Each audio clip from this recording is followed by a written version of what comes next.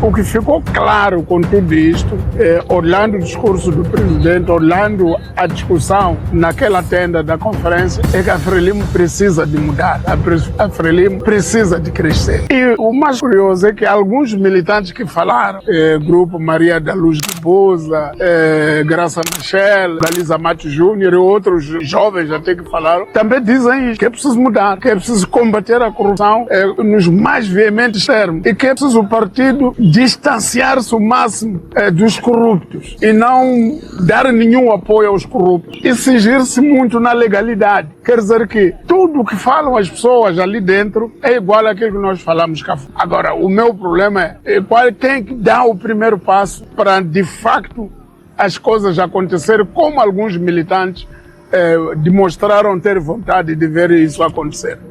Por exemplo, eu estive a ouvir agora no fim o Djalma Lourenço e outras pessoas a dizer que, nós estamos aqui a falar em saudação ao camarada presidente porque tem realizações, mas os alunos estudam no chão lá fora e nós não estamos a discutir isso. O povo lá fora não está à espera de nos ouvir que saudamos o camarada presidente, saudamos os militantes. O povo quer saber que tipo de soluções levamos de Chimoio para lá fora. Eu acho que aqueles elementos que falaram ali tiveram como pretexto os documentos, mas claramente abandonaram os documentos e começaram a falar da realidade que eles estão a ler na sociedade e das inquietações que eles ouvem do povo na sociedade de uma maneira geral. O que quero dizer é o seguinte, eu estava a conversar ontem com alguém e eu ia dizer, lá fora, por exemplo, se ouvir uma opinião de alguém que está no Maputo, que não está ligado a isso, que não está a ver, é capaz de dizer que eles lá não estão a discutir nada. Estão a falar coisinhas deles. Mas estavam a discutir mesmo. Estavam a discutir coisas preocupantes. E estão a levantar os mesmos problemas que nós levantamos. Agora, para mim o problema é quem que dá o primeiro passo. Porque o levantamento de problemas já o fizemos. O diagnóstico foi feito. O diagnóstico que eles apresentaram aqui é o mesmo que nós já trazíamos de muitas outras ocasiões. Então, o diagnóstico está muito claro. Agora, faltam medidas concretas. O combate à corrupção, todos que falaram estão a dizer que o partido não pode apadrinhar corruptos. O partido tem que ser intransigente contra corruptos. Mas os corruptos, a maior parte deles, são aqueles que têm acesso aos recursos. E quem tem acesso aos recursos? São militantes do Partido Frelimo, que são eles os dirigentes do Estado, são eles os dirigentes das empresas públicas. Aqui, por exemplo, todo o governo estava aqui, governadores todos estão aqui, presidentes dos municípios, de 60 municípios estão aqui, toda a gente, os PCA de todas as empresas estão aqui e milhares de funcionários públicos estão aqui. Então, são essas pessoas a massa crítica da corrupção. Então, estamos a falar coisas, mas cada um com os seus receios. Por exemplo, o jovem que estava a dizer, veja lá se você fala.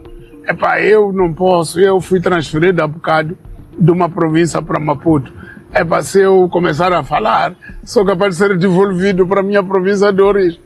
Eu não quero ser devolvido porque Maputo é onde eu vou evoluir. Então, há este sentimento de que há muitos problemas no partido, problemas antigos até, e que alguns não se resolvem, porque também não há mudança na algumas estruturas, por exemplo, comissão política. Há muita gente que está dizendo que essa comissão política não é comissão do Chapo, devia mudar. Mas o próprio Chapo, para mudar a comissão política, está à espera do Congresso, que vai ter lugar lá no segundo semestre de 2027, quando pode, através de outras manobras internas, encontrar novidades nas listas para a comissão política e tirar esse. Então, eu acho que é essa a maior dificuldade na Frelimo. Por um lado, você ter um dirigente que parece muito revolucionário, o Chapa ainda tem força, mas se calhar daqui a 2, 3 anos, se as coisas não mudarem muito, ele próprio vai começar a entrar nos esquemas.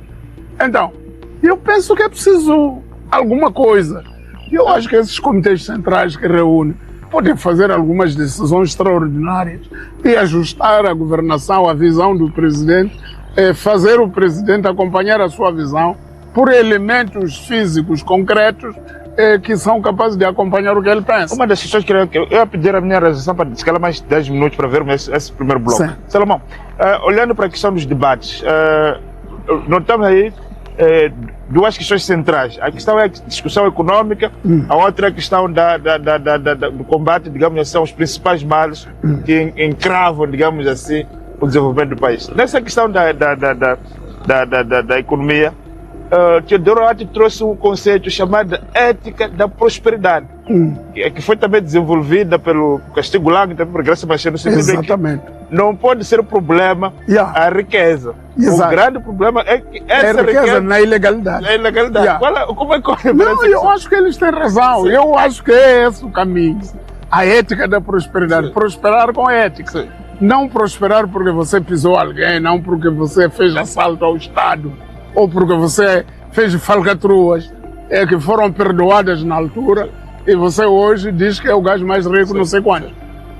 Por exemplo, há uma intervenção que é muito celebrada aí nas redes sociais, que foi feita num grupo, não foi na sala plenária. Acho que foi o Domingos Tivani que fez, não sei. E aquele diz que eu vou falar, eu teria medo, mas como já fiz 70 anos, vou falar. Tem medo de quê? Quer dizer que ele ficou esse tempo todo, até completar 70 anos, a ver problema e não falava. E ele próprio participou de muitas falcatruas ao longo da história de Moçambique. Ele foi diretor-geral das alfândegas. Na altura em que foi diretor, acumulou um vastíssimo patrimônio imobiliário e de muita coisa. Tem escritórios, tem edifícios, tem universidade, tudo isso construído por um funcionário público que era diretor das alfândegas. Num país normal isso não é permitido.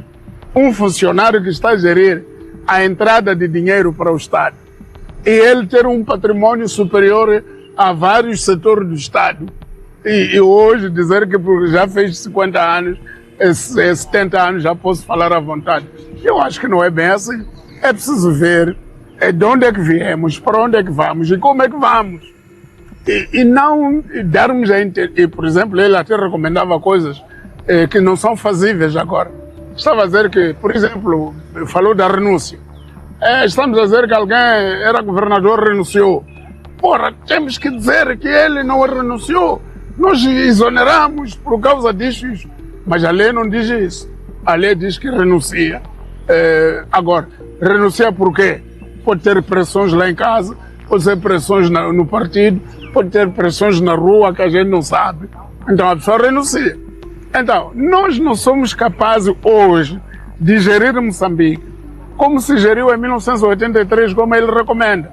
Que nós já fomos a Xai-Xai, para desmontar um governador, dizer publicamente o que ele fez. Em 1983 já aconteceu isso. Samora mandou desmontar o João Fastela Pelembe em Xai-Xai. E disse claramente que ele é acusado de corrupção sexual, corrupção econômica, muitas coisas ali em público. Hoje em dia já não pode fazer isso. Você não pode chegar e desmontar um governador, porque tem uma nova legislação que protege também os direitos do próprio governador. Então ele pode ser pressionado no partido e mandado ele renunciar. Mas pronto. Agora, eu acho que não é por aí que nós devemos fazer as coisas. O combate contra a corrupção não é o partido dizer, isso é demagogia até, é populismo.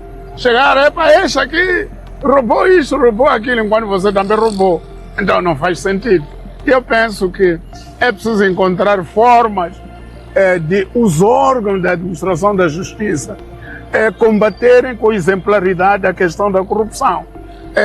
Permitir que os órgãos do Ministério Público, os tribunais, funcionem em pleno para combater a corrupção. E os outros órgãos que colaborem com estes, no sentido de se encontrar melhores caminhos para tudo andar. Não proteger a corrupção, não apadrinhar, não acobertar e não praticar o nepotismo.